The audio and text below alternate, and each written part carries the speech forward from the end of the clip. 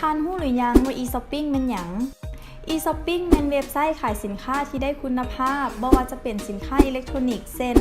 คอมพิวเตอร์ปรินเตอร์โทรศัพท์กล้องถ่ายรูปอุปกรณ์ IT และยังอีกหลากหลายสินค้าตามความต้องการของทานในยุคปัจจุบันการซื้อขายทางตลาดออนไลน์ได้เติบโตอย่างว่องไวการที่หลายๆคนจะเข้าไปซื้อสินค้าด้วยตนเองตามห้างค้าเป็นเรื่องที่ยุ่งยากและเสียเวลาหลายปัญหาที่ทานต้องเจอเสียเวลาเสียค่าใช้จ่ายยุ่งยากกับการนำเครื่องกลับบ้านเองมีความเสี่ยง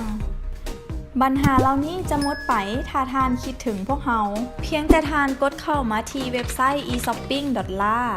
มีสินค้าหลากหลายให้ทานได้เลือกมีรายละเอียดสินค้ายังครบถ้วนมี call center ไว้คอยตอบทุกคำถามที่ทานบ่เข้าใจช่องทางการชำระเงินสะดวกสบายสามารถกดเข้าสั่งซื้อผ่านทางเว็บไซต์ได้เลย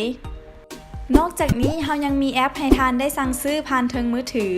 บ่ว่าทานจะอยู่ไสก็สามารถกดเข้าสั่งซื้อกันได้แบบง่ายๆเลยที่พิเศษไปกว่านี้เรายังมีพนักงานไว้คอยบริการจัดส่งให้ทานฟรีทั่วประเทศฉะนั้น e-shopping จึงเป็นทางเลือกหนึ่งที่ช่วยทานได้ง่ายขึ้นท่านบ่จำเป็นต้องเสียเวลาเสียค่าใช้จ่ายไปรอซื้อสินค้าเองให้ยุ่งยากอีกต่อไปโทรสอบถามรายละเอียดได้ที่เบอร์